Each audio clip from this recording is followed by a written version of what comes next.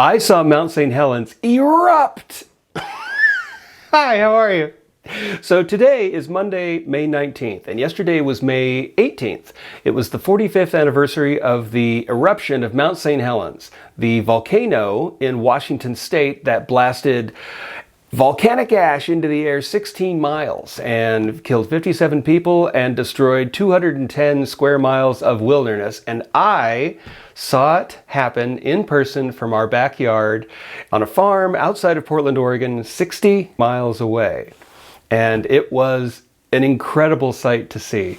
So I remember in the weeks and months leading up to the big eruption, because it didn't just happen at once. It did, but there was stuff leading up to it. So I remember the months before that, the volcano would do these little eruptions. It was like, okay, this volcano is active. And the joke was, what's the mountain doing today? And, you know, the nightly news would tell us what the Mount Saint Helens was doing today, what small eruptions was happening. And then on May 18th, 1980, there was the big eruption. And on that day, it was a Sunday, and I was 9 years old, and I was selling Kool-Aid outside the front of our house for 10 cents a glass. A real bargain for the customers. Clearly, we were not in it for the money. I was selling it with my 10-year-old neighbor, and people would actually pull up and buy Kool-Aid from us. And you can see in this picture that I am dressed in jeans and a tan shirt and a blue undershirt, and I have a little pocket knife because I'm dressed up like Bo Duke, because at the time, Dukes of Hazzard was my favorite TV show. So we're selling Kool-Aid, and around noon, my neighbor goes into her house, and she comes running back and yelling, "The mountain is blowing up!"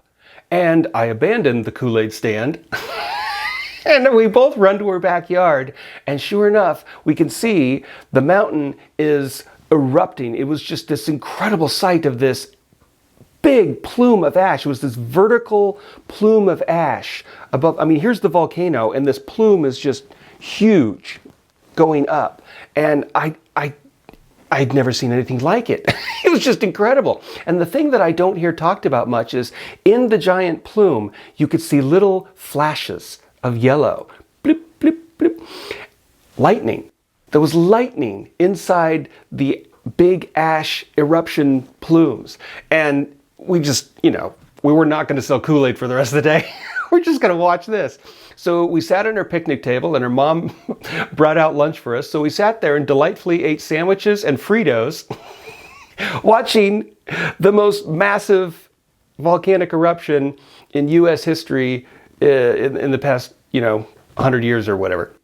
And it was just incredible. Now, my family tried to film the event with a Super 8mm camera, but the 1980 quality of the camera is not very good. There's not much contrast. You can only really see the sky.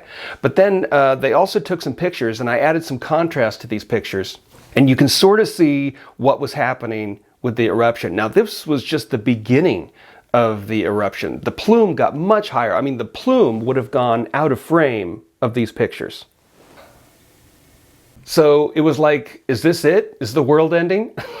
Because the fear was that Mount St. Helens erupting might cause Mount Hood to erupt. And Mount Hood is much closer to Portland, and it would have been really bad for us. But still, with Mount St. Helens 60 miles away, Portland got covered with ash. I mean, Washington really got covered with ash. But I remember in the weeks and months after the eruption, everybody had ash in their gutters, in their house gutters. And man, we had coffee cans filled with ash to keep as souvenirs. We eventually threw it away. But yeah, I mean, and I remember that was my introduction to face masks for the first time. We were wearing face masks because of the ash. The ash, according to the internet, spread 300 miles away. And so with Portland 60 miles away, we were well in that range. And yeah, I remember ash. You really couldn't see it in the air. It was sort of invisible, but clearly we inhaled ash at some point. And of course, in school, we were talking about it in science class. The science teacher was telling us all about volcanoes because we were witnessing one in real life. We weren't just reading about it in books. And so that, of course, became the topic of our school classes, was volcanoes. And then a year and a half later, my grandfather got to ride as a passenger in a small plane, and he took these pictures as he flew over Mount Saint Helens in October of 1981. So this is what Mount Saint Helens looked like a year and a half after the big eruption.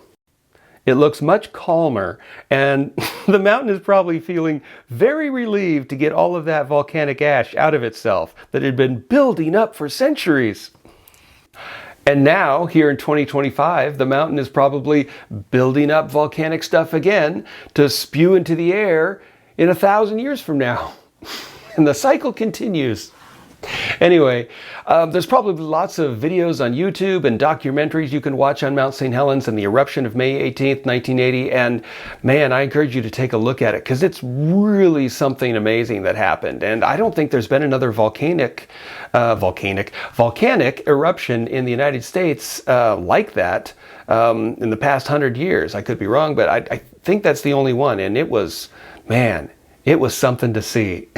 And I wish I had better pictures to show you, but there's lots of stuff you can find on the internet. Anyway, I'm curious what experiences or any knowledge you have of Mount Saint Helens blowing up, or what experiences you have had with, major events happening, and what was your personal experiences with that. Anyway, I'd love to know.